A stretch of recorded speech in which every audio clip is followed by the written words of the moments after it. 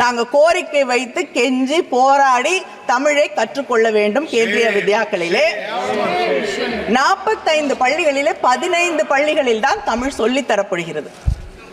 இப்படிப்பட்ட ஒரு நிலையை கேந்திரிய வித்யாலயா பள்ளிகளிலேயே நடத்தி கொண்டிருக்கக்கூடிய உங்களை நம்பி மொழி கொள்கையிலே நீங்கள் நியாயமாக நடந்து கொள்வீர்கள் என்று நாங்கள் எப்படி நினைக்க முடியும்? கேந்திரிய வித்யாலயா பள்ளியை பத்தி பேசியிருந்தீங்க.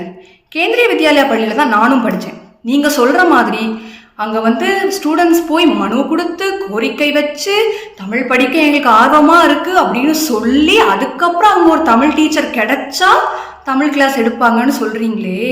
கேந்திரிய வித்யாலயா அப்படிங்கிற ஒரு பேரையே உங்களால பாராளுமன்றத்தில் ஒழுங்கா சொல்ல முடியல. நீங்க அங்க நடக்கக்கூடிய விஷயத்தெல்லாம் எந்த அடிப்படையில தைரியமா இப்படி பேசுறீங்க? நானும் கேந்திரிய வித்யாலயால தான் படித்தேன். அந்த மாதிரி ஒரு சிச்சுவேஷன் அங்கே கிடையவே கிடையாது. அங்கே தமிழ் சொல்லி கொடுப்பாங்க, ஹிந்தி சொல்லி கொடுப்பாங்க, ஃப்ரெஞ்சு படிக்கிறவங்க ஃப்ரெஞ்சு படிக்கலாம், ஸ்பானிஷ் படிக்கலாம், இந்த மாதிரி நிறைய லாங்குவேஜஸ் அங்கே படிக்கலாம். ஆனால் உங்களுக்கு இந்த ஃப்ரெஞ்சு, ஜாப்பனீஸ், ஸ்பானிஷ் எல்லாம் படிக்கிறத பற்றி எந்த பிரச்சனையும் இல்லை. ஆனால் பாரதத்தில் இருக்கக்கூடிய ஒரு மொழி ஹிந்தி, அதை படிச்சுட்டாங்க அப்படின்னு சொல்லிட்டு நீங்கள் இவ்வளவு பேசுறீங்கல்ல, அதுக்கு காரணம் தமிழ்நாட்டில் இருக்கக்கூடிய ஸ்டூடெண்ட்ஸ் ஹிந்தி படிச்சுட்டாங்க அப்படின்னா பிரதமர் நரேந்திர மோடி ஐயா சொல்லக்கூடிய எல்லா திட்டத்தையும் எல்லாரும் தெரிஞ்சுக்க முடியும் ஈஸியா. ஸ்டூடெண்ட்ஸ் பக்கம் பிரதமருடைய கவனம் ஈர்க்கப்பட்டுருச்சு அப்படின்னா நிச்சயமா உங்களுடைய பாட்சா நீங்க அங்க ஒண்ணு பேசுவாங்க, நீங்க இங்க அதை திருச்ச சொல்லுவீங்க தெரியுமா? அதெல்லாம் இங்க பலிக்காதுல. அதனால எப்படி நீட் எக்ஸாம்க்கு நீங்க வச்சிருக்கக்கூடிய பிரைவேட் காலேஜஸ்ல எல்லாம் கோடி கோடியா டொனேஷன் வாங்கிட்டு இருந்தீங்க, அதெல்லாம் வாங்க முடியாத அளவுக்கு நீட் எக்ஸாம் வந்துருச்சு, அதுக்கு நீட் பேன்னு சொல்லிட்டு நீங்க கூப்பாடு போட்டீங்க. அதே மாதிரிதான் இந்த ஹிந்தி திணிப்பும். ஹிந்தி படிச்சு பிரதமர் சொல்றத டேரக்டா அந்த மக்களே கேட்டுக்கிட்டாங்கன்னா நீங்க போடுற இந்த ஆக்டிங் டிராமாலாம் மக்கள்கிட்ட பலிக்காதுங்கிறதுக்காக இப்ப ஹிந்தி திணிப்புன்னு ஒரு நாடகத்தை ஆரம்பிச்சிருக்கீங்க. அவ்வளவுதான். உங்களுக்கு மத்த மொழியை பத்தி பேசுறதுலாம் படிக்கிறதெல்லாம் எந்த பிரச்சனையும் கிடையாது. இந்தியாவை சார்ந்த ஒரு மொழியை படிக்கிறதுல உங்களுக்கு இவ்வளவு பிரச்சனை. தமிழ் மொழி அங்கே கற்றுக் கொடுக்கப்படுது. விருப்பம் இருக்கக்கூடிய குழந்தைகள் நிச்சயமாக அந்த மொழியை படிக்கலாங்கிற மாதிரி தான் சிச்சுவேஷன். ஏன்னா அது ஒரு சென்ட்ரல் கவர்மெண்ட் ஸ்கூல். அது ஒரு பக்கம் இருக்கட்டும்.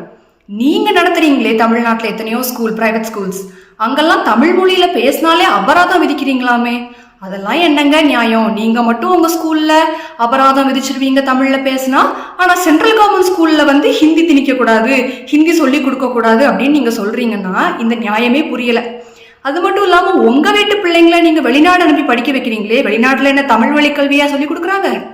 சும்மா வாய் இருக்குதுன்னு கதையா அளக்காதீங்க. கதை அளக்கிறது திமுக குடும்பத்துக்கு ஒன்றும் புதுசு இல்லை. இருந்தாலும் ஒரு நியாயமா நீங்க பாராளுமன்றத்துல போய் கர்ஜனை குரலா பேசுறது அப்படிலாம் நீங்களே பில்டப் பண்ணிட்டு அங்க போய் பேசுங்க. ஆனா நியாயமா பேசுங்க.